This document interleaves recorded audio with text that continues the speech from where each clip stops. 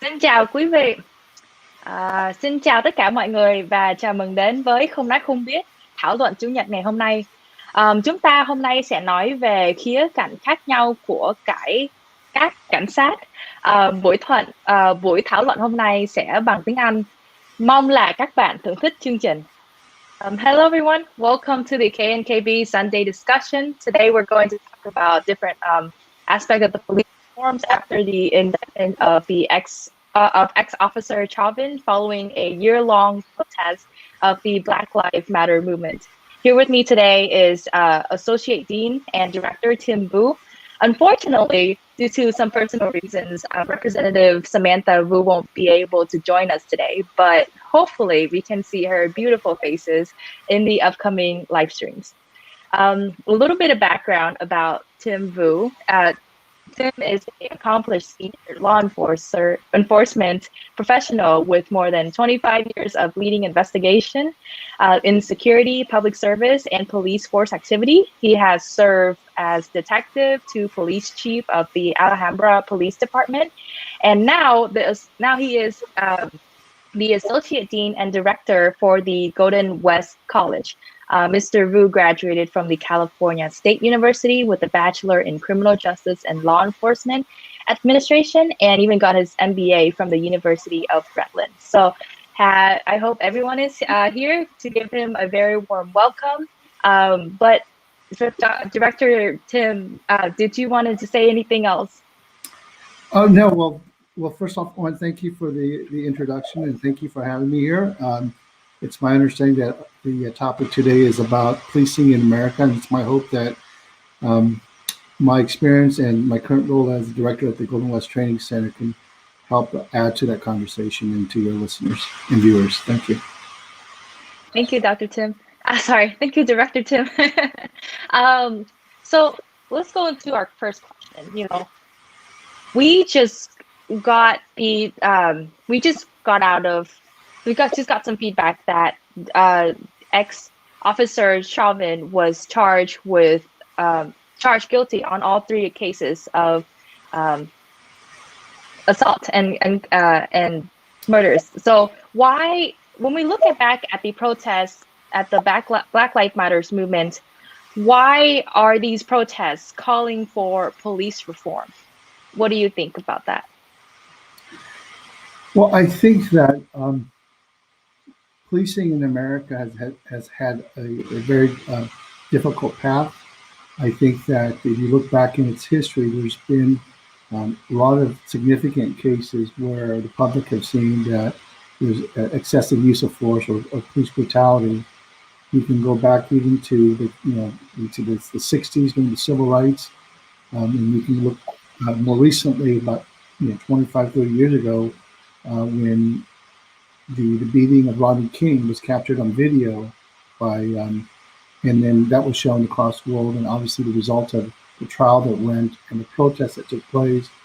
And then if you look at the last 10 years, I think one of the things that changed kind of how we are looking at policing in America has a lot to do with the availability of awareness of what's going on, I believe. And I think that, now with social media, the 24-hour news cycle, a lot of these incidents are being captured and being reported, and consequently, they're now being seen by everybody in the community.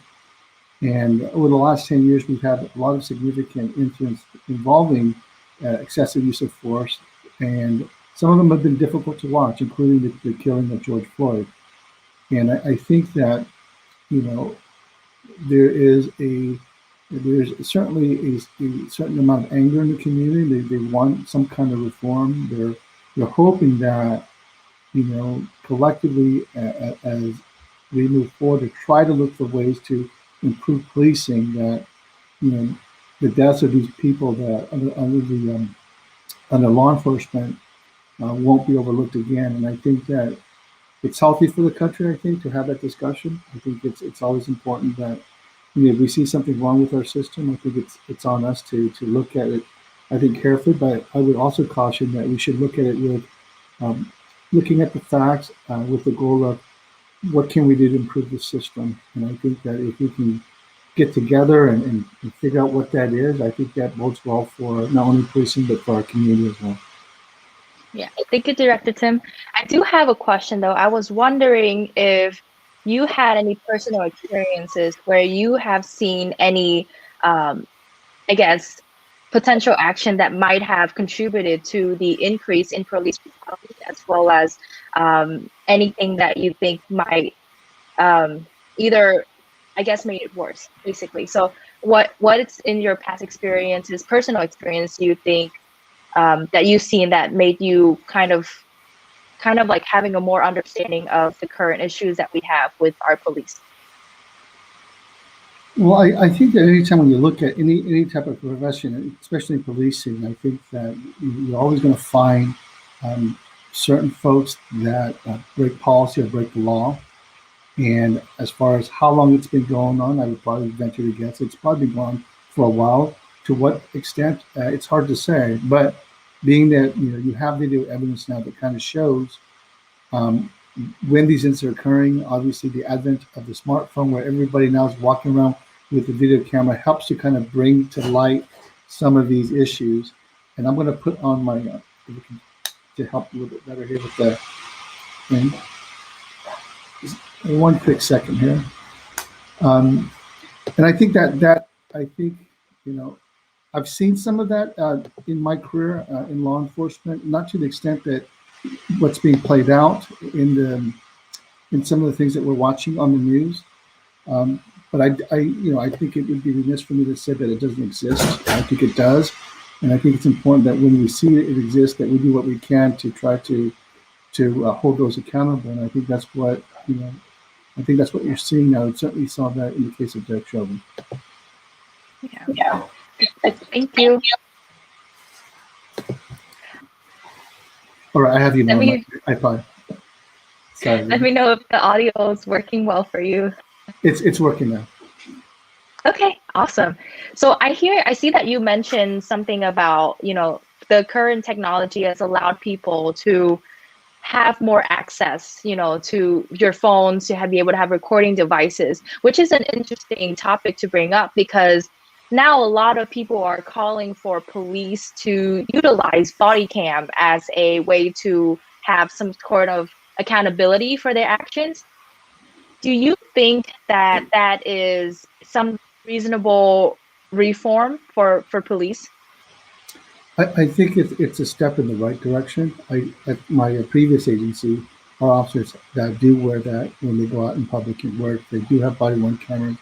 We do use those videos for the purpose of reviewing incidents, whether it's use of force. I would say that a lot of agencies in California have policy when it comes to a report of use of force, in the sense that if an officer in the course of their work, they use force on a member of the public, that use of force must be documented.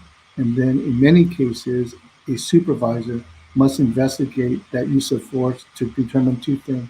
Number one, was the force that was used within policy and training? And if not, then they can investigate further. So there is a lot of checks in place. And as a former chief of police, I would review all of those incidents myself after they've been investigated, and then make a determination. Obviously, if it's a training issue, we try to provide training to our employees. If it's something more than that, then there's possibly appropriate discipline that comes as a result of that. So those checks are in place, and they do exist. The important point is they must continue to be adhered to, in the sense that organization must follow the policy, must have accountability when it comes to uses of force. And with body-worn camera, I think you'll see that more and more.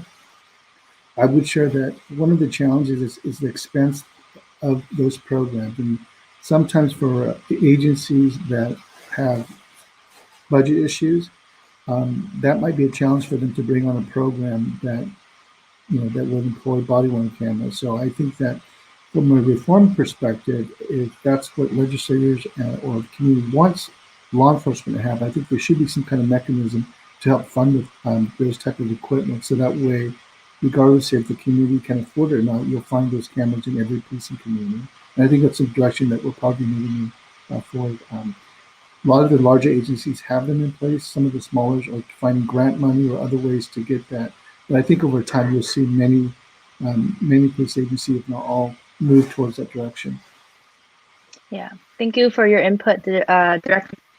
So let's take a step back and talk about, racial profiling and I believe it's the consistent issue that we're seeing a lot in media, how due to the over patrolling in communities of colors, you see a lot more people kind of like get charged for offenses that you don't typically see in other communities, other racial communities. But in order to do that, I have to define the racial profiling, which in this case is the use of race and ethnicity as grounds for suspecting someone committed as offense. And it's a good thing that, Nga here has a question that kind of goes along with what I'm about to ask. And basically she's asking, does the Vietnamese and the Asian American in general suffer from similar racial profiling from police? And I wanted to, oh, sorry. Yes, sorry, I apologize, continue. No, I think it's such a generalized statement. It's hard for me to say. Let me speak to just my experience when having worked in communities that have a large Vietnamese American population. I don't know that it's as, I think, prevalent as what's being reported in maybe other communities of color. I think that, again, I think it would be unfair for me to say that it doesn't exist. But I just don't see it in the same type of intensity that I think that's being reported in other communities. I think where you do see some disparate treatment in the sense that I think that when you have policing services that don't have the ability to, let's say, have a translator or the documents in the language that your residents can read and understand, it's more about an issue of access to services.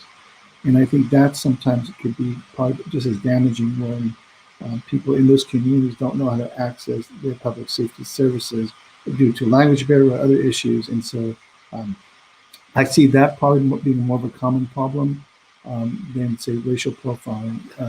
But again, I guess it probably does exist to a certain degree, but nothing near the communities of color.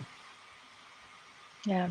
And I kind of agree with you. It's not as prevalent in other communities of color. But what I do remember, from growing up here, basically, I am afraid to call the police for emergencies because I think, with the Vietnamese culture and how we're taught to race, especially, when we first came into America, we're scared of authority and we're scared to present any issues that we have to authority. And I believe it has a little bit to do with the language barrier that is prevalent in like interaction with any cops and police, or we feel like this sense of danger when we try to interact with someone in power. And I think typically, for the Asian American experience, it's especially for the Vietnamese American experience, we have a lot of fear and pressure when it comes to dealing with authority figure. So thank you, Nga, for the question. But I wanted to bring back, to racial profiling. What are your thoughts on, the police over patrolling communities of colors, and what are you hoping to see changes, in the near future? Well, I again, when over patrolling, it depends on what the purpose is. I think when you talk about policing in general in those terms, if the patrolling is done for a purpose to help either to reduce crime or promote community engagement, that's one thing. But if the quote over patrolling results in desperate treatment for a particular group in the community just because of their color of their skin or their socioeconomic issues, and policing use that as a means to possibly enforce laws that they otherwise wouldn't enforce in other community, and that would be the wrong thing.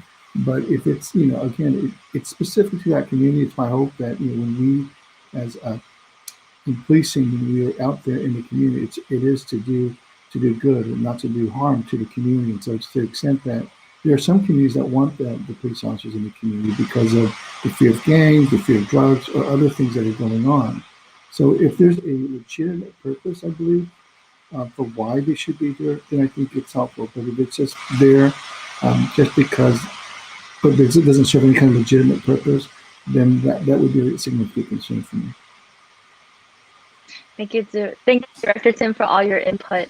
So I'm going to try to copy Chị Bảo Trân, where we're going to try to talk about a lot of the different types of police reform policies and whether you think that is something that we should try to implement versus something that you think might not be as successful in the long term.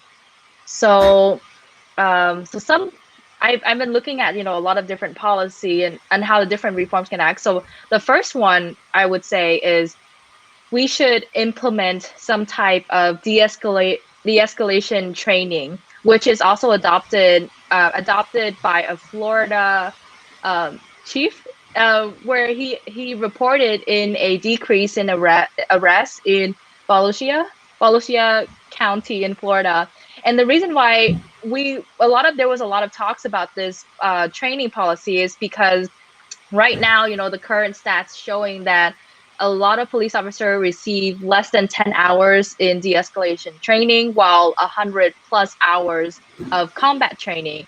And hopefully, with more training that geared towards de-escalation, you would see less arrests, and as well as kind of like be able to help the people without, causing any permanent harm.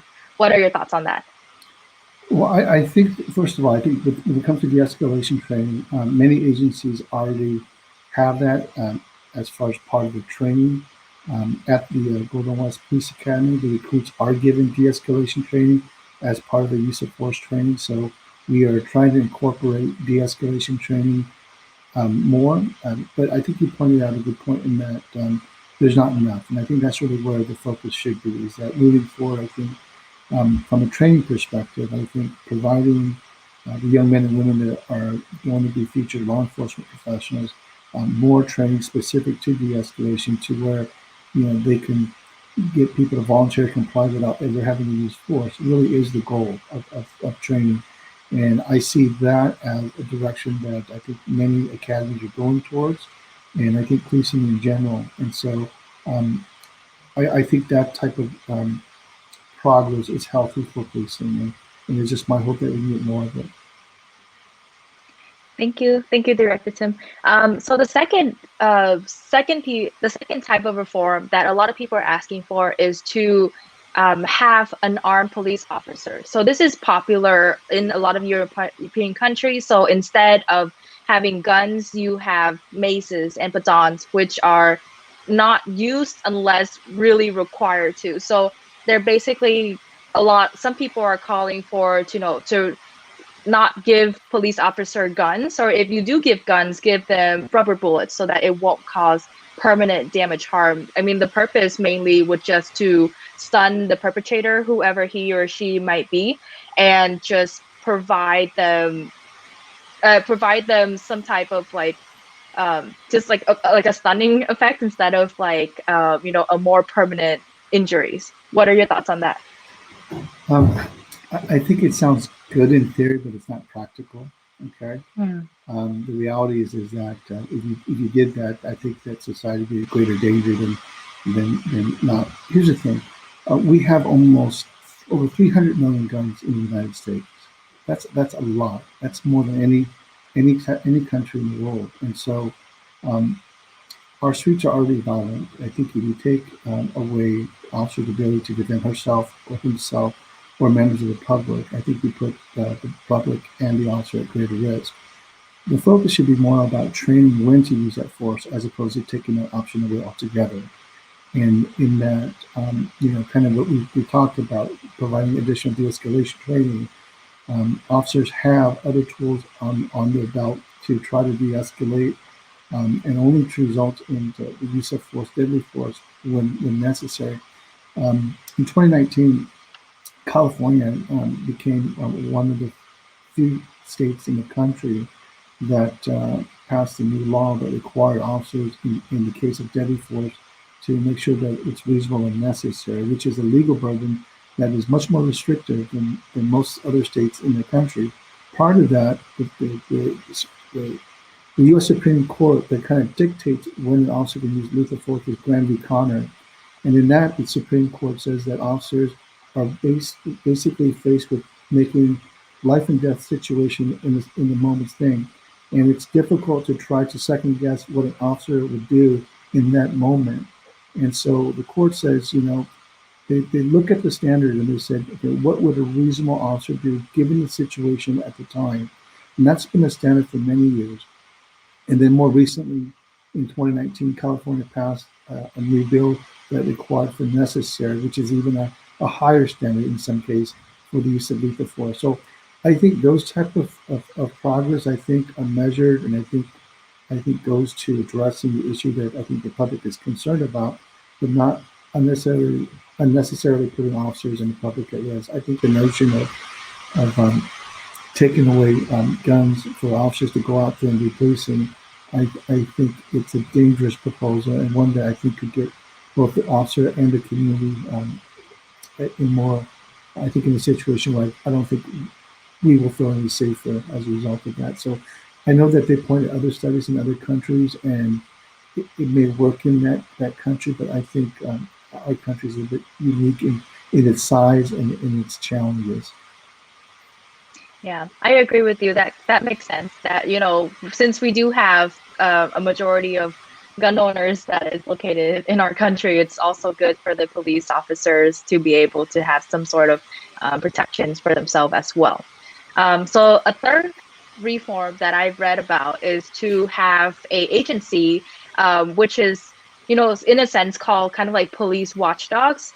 And basically what they do is they would handle all mishandling cases. So anything that involves any type of police brutality or any types of basically any violence that ensue with any cases. So they'll be able to fact check and keep cops or keep police officers accountable for any of their actions.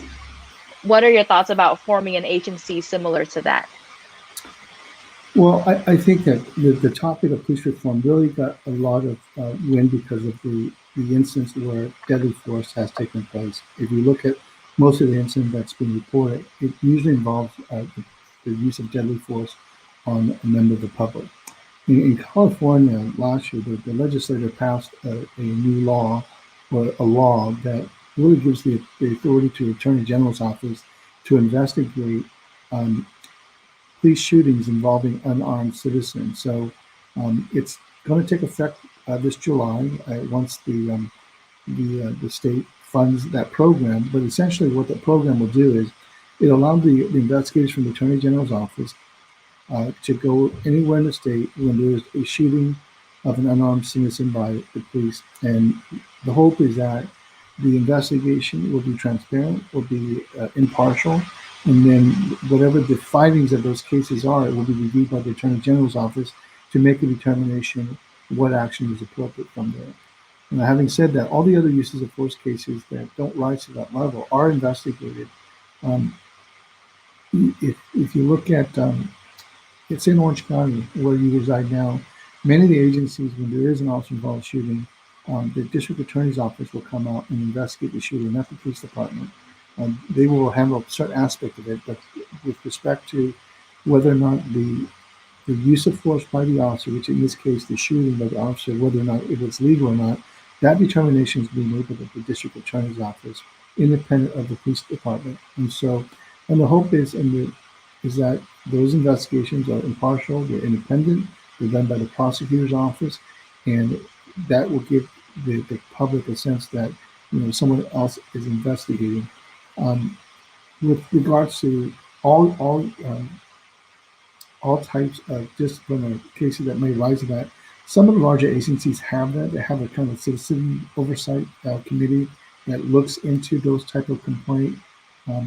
I can see that becoming more of a trend moving forward in policing, where you'll have an independent body that looks at police misconduct And so, again, I think it's just a matter of time before that happens. But I think that, it's really going to come down to, again, like everything else, budget and cost and whether or not you can be able to fund those programs. But if they're able to, if that's what the community wants, if they have the funding for that, I think that's an opportunity for the community at least to have some kind of assurances that, there's an independent party or body that's reviewing these incidents to make sure that the action on the part of the officers are appropriate or not. And if they're not appropriate, then they should be brought to the proper agency for disposition. Thank you, Director Tim.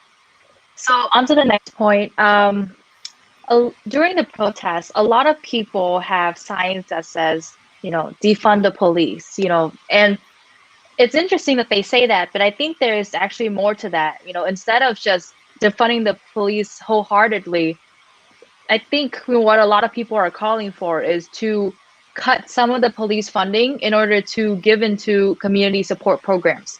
So some of those would be, reduce policing contact by actually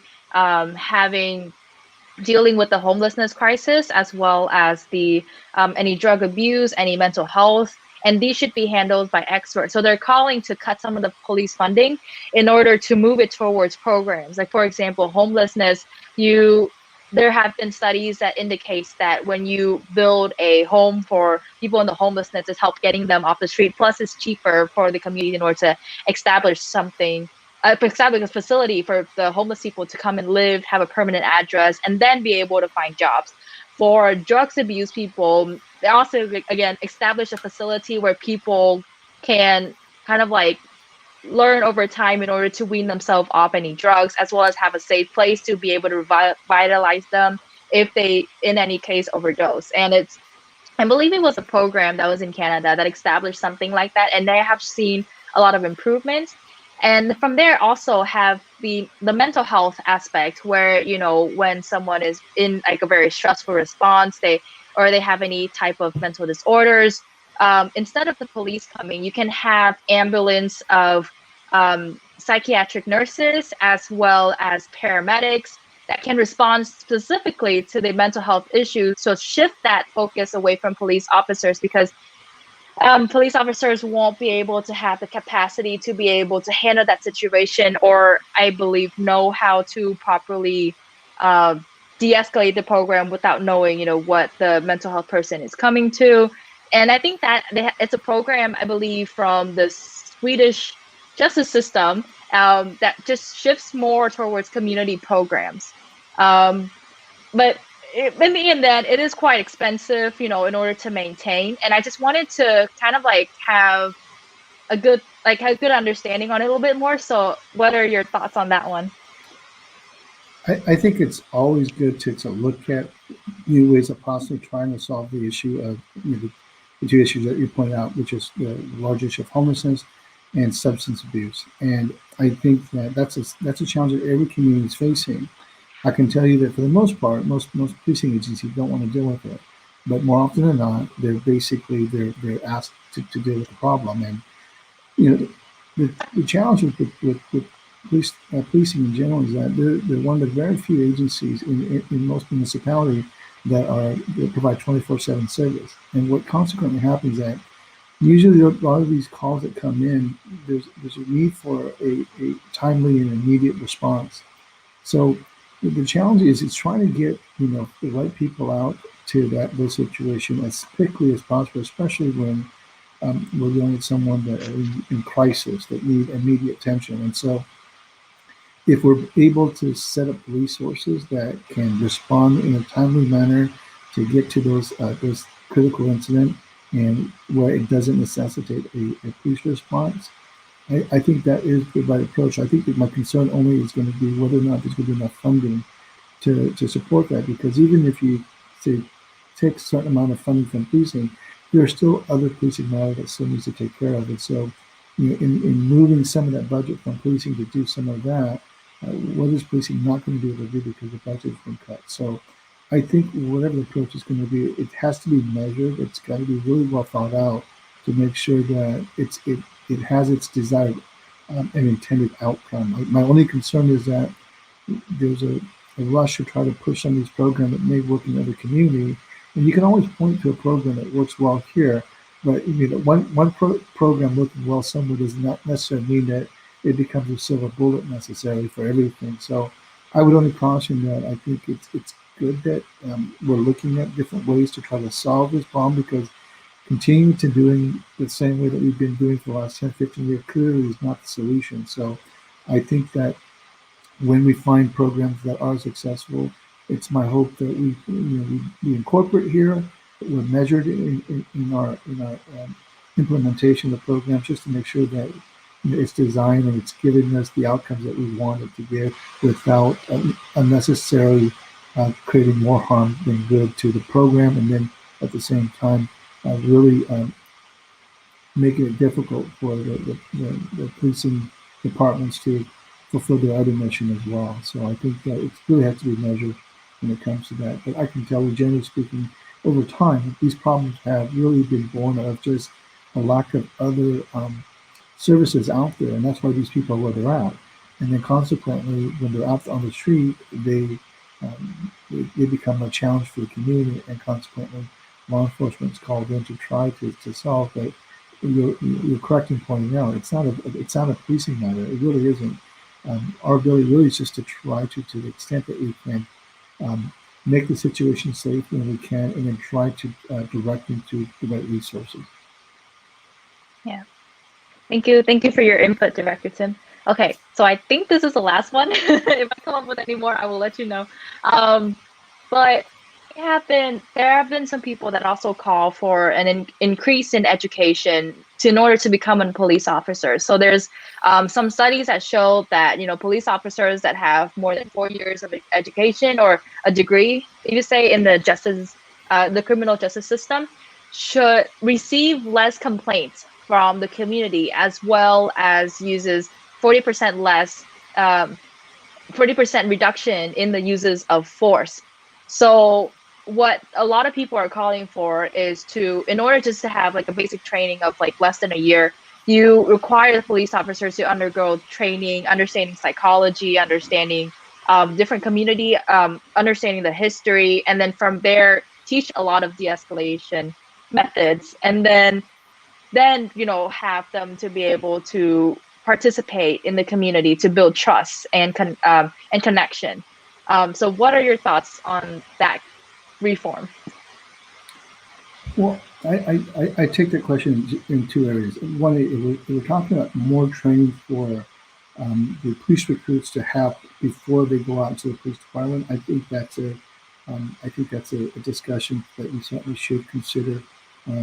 It's the challenge of the profession has become increasingly complex, and so I think providing more training for the recruits, I think, can only enhance their ability to be effective in the policing of the community. Now, if we're talking about whether or not they need to get a bachelor's degree before going into law enforcement, that might be a different challenge too, only because it's already difficult right now for many of these agencies to recruit people into public safety as it is. And I think that the more requirements, and as we increase the requirements for that, we then restrict the pool of potential applicants even more so than they are now, which will create even a greater challenge for communities to recruit and to hire police professionals. So I think that's my biggest concern would be how much will that impact the ability for agencies to recruit and replace their staffing as the attrition for retirement or for other reasons. So I think education is good. I'm only concerned about is if we could make it more restrictive, how difficult will it be for agencies that are already struggling with recruiting even more so. And if you talk about that too, like if there's been talk about whether or not you increase to possibly a bachelor's degree, we talk about equity a lot in policing too, right? In terms of making sure, and the other thing about having people that are from that community, police, be part of that policing community. When you look at equity, you look at policing, minorities and people of color are those that are a lot of times disenfranchised in terms of getting that 4-year degree. So now if you make it even more restrictive in terms of education requirement, are you then consequently making it more difficult for those people in those communities to be part of the policing in their own community? Because now you've raised that bar now.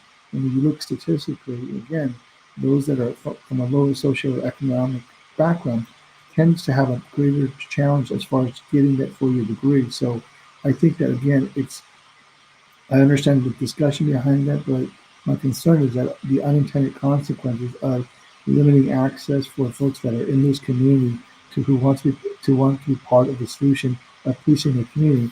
Now it's even more of a challenge because they don't have the degree or the ability to go get that because of personal reasons or financial reasons. So again, I think it's an idea worth looking into, but I think we want to make sure that we don't exclude more people in the process as we do that. Yeah. Thank you, Director Tim. So that might have been all my suggestions for reforms. I was wondering, what are your thoughts, on the current police state, and what are some reforms that you would actually suggest in order to improve and prevent any types of police brutality in the future? Well, I think it always starts with training. I think that we certainly should look at increasing the amount of training that officers receive. So not only once they get in, but while they're in the profession. So currently, right now in the state, officers are only required to receive about, I believe, 12 hours of what's called perishable skills training, which is skills that require like psychomotor type of movement, whether it be the arrest and control or other things. And so 12 hours of training over the course of 2 years while on the job is really not that much. So I think that we really should look at enhancing and increasing the amount of training that police professionals gets, especially those that are working in patrol on the streets that have the direct contact with members of the community. Maybe as a result of budget, we don't necessarily need to make everybody, but really anybody that has kind of that point of contact with members of the community. I think those individuals probably should have more training to help improve their ability to de-escalate when appropriate in situations like that. And I think with regards to reform, one of the other issues too is who we bring on, right? I think that if you properly vet someone to make sure that they are who we want to bring into the profession. An example would be just recently when my previous department started looking at, when we do background checks on people, we also look at any possible implicit biases that he or she might have had as part of that background. So I think that looking to try to weed out any type of biases or any type of racist type of behavior or belief in potential police applicant, I think is important. And then the psychological screening that takes place. I mean, most police applicant must go through a psychological screening, but most police department, after he or she is in the department, don't have any kind of follow-up psychological evaluation. That may be something that I think the expert might have to consider, because I think once you do the profession long enough, you might start off, with all the right virtues and values, but over time, as you're exposed to a lot of bad things out there, who's to say that those type of bad things that he or she is being exposed to doesn't change himself or herself in some way that has a very negative consequences. So maybe having periodic psychological screening of individuals to try to identify early on if they have those problems, and with the goal of trying to give them the best treatment or assessment, so that they don't go down that path of what you see being displayed out on some of these very bad excessive use of force that's being played out in the media. And so I think there are opportunities there, I think, for us to look at as a community to figure out what we can do to, and the goal really should be is that to train and give these folks that are out there protecting our community all the best tools possible so that they can do their job well under the law and to keep us all safe. Thank you, Director Tim. So it's interesting that you brought up a lot that, we need more people, to kind of like join the police force and have regular, very proper background checks as well, which is something I've been thinking about, will the police culture improve if we try to get more people of colors, like for the Vietnamese American people in general, if there is more Vietnamese officers, then do you think our community will feel much safer to kind of like call and interact and etc.? Yeah, the short answer is yes. I know that from my experience working previously that, when someone in the Vietnamese American community, especially someone who doesn't speak the language or newly arriving to the country, have a lot of trepidation and a lot of concern about just dealing with policing in general because of their experiences in their homeland, and consequently, they carry those same fears with them here. When they call or when they're a victim of a crime, sometimes they hesitate to call just because they don't know if their concerns are going to be properly addressed. They don't know if they can accurately convey what they're dealing with. And then when the officer that comes to talk to them don't understand them or can't speak, they don't speak the language, they have a very difficult time communicating what is it they need. And consequently, if the person who needs help can't accurately convey what he or she wants, that puts that whole contact at a disadvantage because that person, the officer that doesn't understand the language or the culture, won't be able to fully provide that level of service because of the cultural difference and the language difference. So having officers that understand those cultural nuances and more importantly, the language, I think helps bridge that gap for the community and the department. So I think it is helpful. The challenge is trying to get those folks into policing, and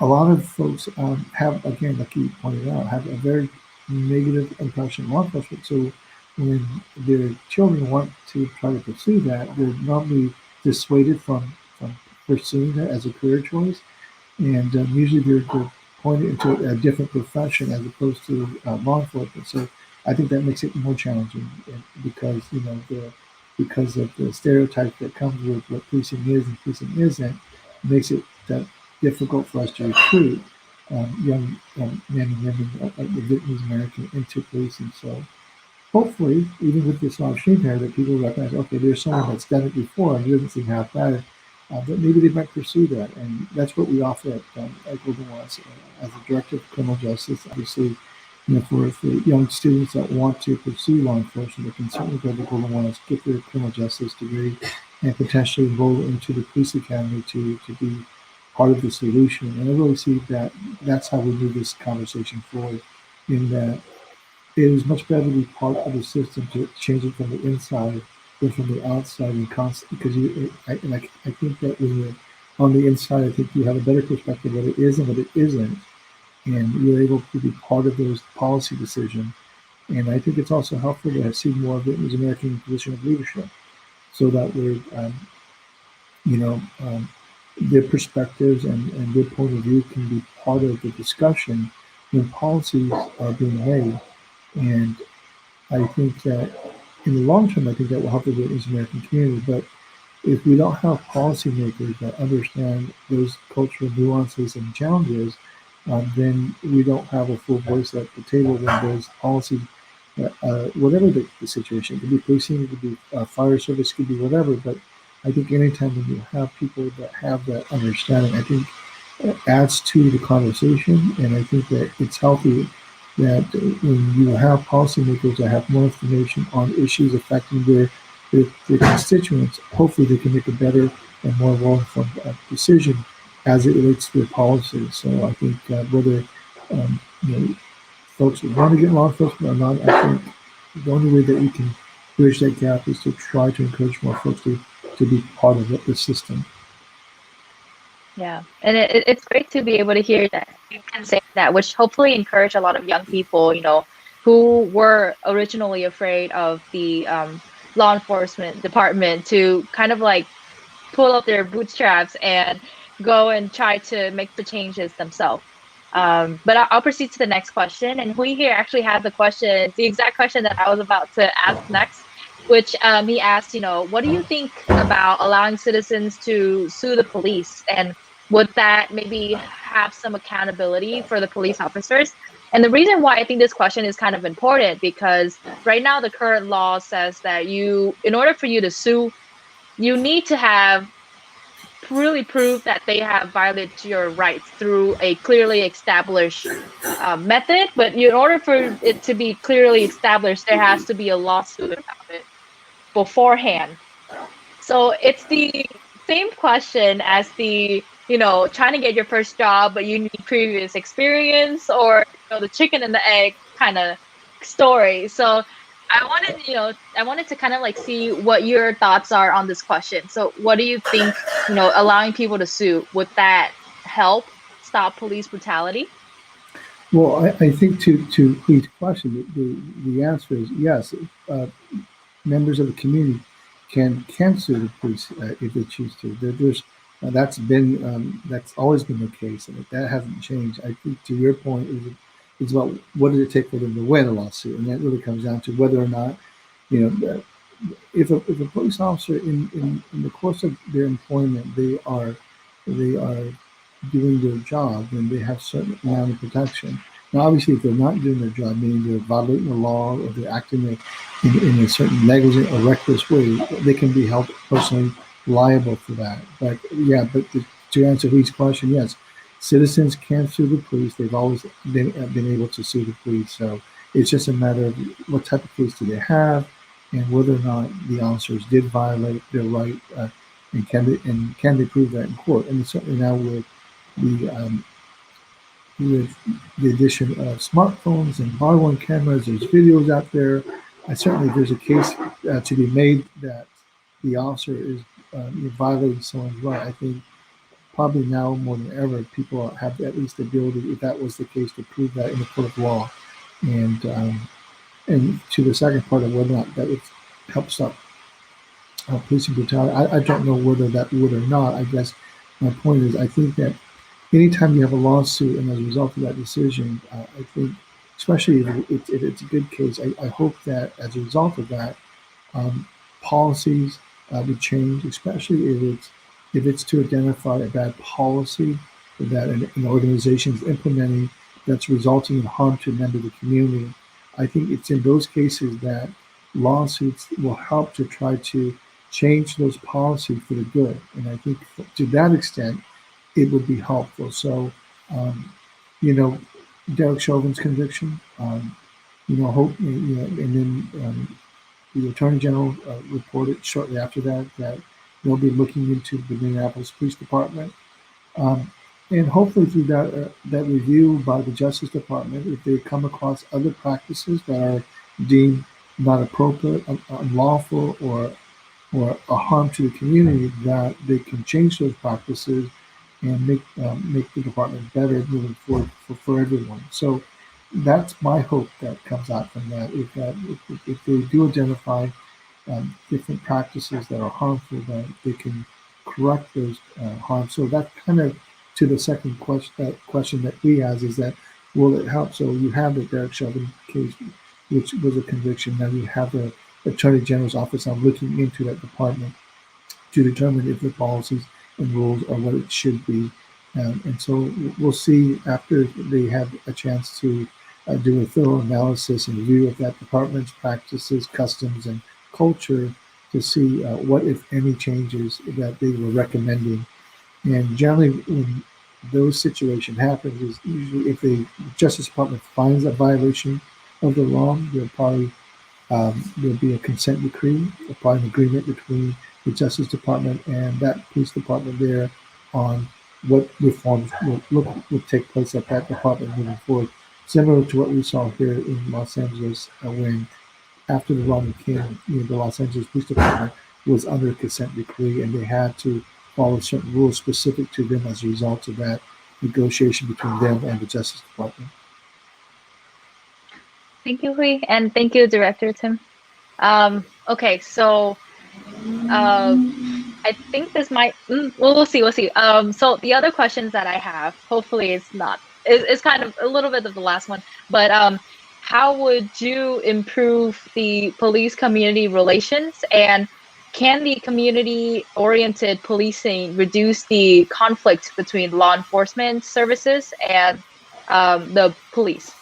The reason why, I think this question is kind of important, because I think a lot of people champion that the mistrust between the community and the police is due to the lack of involvement for a lot of officers in their community. So, interaction with the kids, coming out to community events, be able to make relations with these people will help, first of all, the community to trust the police more, while also help the police to see the community as people, someone that they can protect. So what are your thoughts on that one? Well, my thought is I couldn't agree more. I think that it's vital in today's society that all police departments should be actively engaging in community policing, and that really make that the core of their policing strategy. At the end of the day, policing is nothing more than a public service to the community. And like in any business, you really need to know who you're serving. And you're only going to be able to do that is by having that engagement and that contact. So I think that in the situations that you typically see where there's a lot of strife between policing and the community, my guess would be that there hasn't been a lot of dialogue between the police department and the members of the community. And it got to a point where an incident happened and it boiled over and we saw what we saw. So I do think that it's vital that any police department out there should be engaging actively in community policing. And what does that mean? And to your extent, it really is just about getting officers out of their car and engaging members of the community, and being in those community affairs, providing for opportunities where members of the community can engage members of the police department to understand what the policing department does and what it doesn't do. And then, like you said, to have those police officers get familiar with, who they serve in the community. I always tell people it's harder for you to not like someone you know, meaning that if you build a relationship with people and you get to know them by name, you will naturally build a certain amount of trust and respect for that other person because you know who they are. When we don't have that, and when we keep to ourselves, I think and we don't know the other individual, that's usually when misunderstanding takes place. And as a result, those misunderstandings could have very deadly consequences in some cases. So getting out there and having officers being a part of the community is vital. And I think a lot of departments are doing that to some degree. I think they can be better at it using social media. Certainly COVID made it very difficult in this past year because, the traditional events that police departments would have, whether it be your coffee with a cop or your different type of events that would allow for the interaction between members of the community, that's really been difficult under COVID. But I've also seen a lot of departments use virtual meetings to try to continue on that. Certainly it's different than a in-person type of environment, but I really think as we come out of COVID, as we start to open up our society a little more, and the George Floyd killing took place during COVID, and the trial took place during COVID. So we had this very significant event in our nation's history in terms of policing, all taking place under this pandemic. It will be interesting to see how communities and their respective department move forward as we open up a little bit more, what that engagement is going to be like with members of the community and their department. And I'm just hoping that all of our policing community are planning for that, to try to figure out how they can engage their community, to start building back that trust that was lost over the course of this past year, and really have a lot of humility in the process to recognize that they can do better, and willing to listen to their community and figure out what is it they need to do to be better. And I think that if they start having that dialogue, I think that will bode well both for the department and the community. Yeah. Thank you, Director Tim, for your Really great input. I wholeheartedly agree. And hopefully, we can repair the relationship and build that trust in the community, which is, really important for everyone to feel safe and comfortable in their daily lives. Oh, so we have a question here from We're going to turn a little bit more personal, if that's okay with you. I think the audience wants to know, why did you decide to work in the law enforcement, and maybe some perspective that you can give to our audience. Okay. I think so. I grew up mostly in Orange County, and I initially was, I think, like many Asian Americans, had an interest in biology, and my initial thought was to major in bio, maybe be a chiropractor. And what got me into law enforcement was after high school, I had a summer job as an intern at the Gardnerville Police Department, and I had that interaction with other people in law enforcement, and that's where my interest in law enforcement began. And I think that if you look at the Asian American community, I think a lot of young men and women don't have a family member or that connection to law enforcement. So that's not very something that they thought was a career choice. Fortunately for me, I happened to take a summer job at a police department, and that's what sparked my interest. And so after I got my associate's degree, I started applying for different police department and started my career at San Diego Police Department. And shortly after that, I went to the Westminster Police Department, where I spent the bulk of my law enforcement career there in the city of Westminster for about 23 years. And then I went on to Alhambra, where I served as chief there for 4 years. It's been a great career for me, and I think that it exposed me to a lot of things I think that I would otherwise be exposed to. I would recommend it for those that are out there that are thinking about it. Certainly, you can always drop me an email or something that I can always share more of my thoughts on that. But I do want to encourage you to think about it as a career choice. That's a great way to serve your community. Policing is one of the most visible form of government in that, that's what many people see as those officers are driving out, or the fire department. So it's a great way for folks to interact with the community, to serve. And if that's what they're passionate about, then I think we should look at that as a career choice. And it has its excitement, but I would say that the bulk of the work is really about helping people solve their problems. And if that's something that people are interested in, then public safety is certainly something that you consider. Yeah. Thank you now for the question. So, we're heading almost, to the end. And honestly, I think, today's conversation has been so informative for both me and I believe our audience. Definitely, I never actually thought about, as Asian Americans, from personal experiences, our goal path in life is always doctor, lawyer, anything in the STEM field. And we don't really put a lot of thoughts into the law enforcement field, because I think, growing up as Asian Americans, we are kind of trained to be scared of the police department, especially because there is no representation of us. And the only way to change that if there is more of us, right? So what you recommended about more people in the community joining the police department, and thereby providing a safe space where you're able to feel more comfortable to interact with, some authoritative figure should allow you to feel a lot more comfortable, because there would be a lack of a language barrier, and there would be a lot more trust in the community, with all the programs we're planning, hopefully our city is planning to initiate, as well as the more education that requires for incoming police officers, in order to kind of build more awareness when it comes to social issues and mental health, and things that, are a lot of the people in the community are very, present about. Do you have any last words, Director Tim, before we end the live stream for today? I just want to say, thank you for the opportunity to kind of share a little bit about my thoughts on the policing in general. And I think that it's important. I think anytime when a topic as important as this, I think it comes up, especially how it affects, I think, all of our lives. I think the fact that your listeners are listening in on this topic is a good stepping stone. And I just encourage them to continue to pursue and learn more about it. And I think the more people that understand what it is, and more importantly, what it isn't, I think that helps all of us collectively. So thank you. Yeah, thank you, Director Tim. Director Tim. Thank you, everyone, for joining us today. It's been 1 hour, which means I will head out. Thank you for joining the Không Nói Không Biết podcast. It's not a podcast. Không Nói Không Biết broadcast, and we will see you guys again next week. Bye.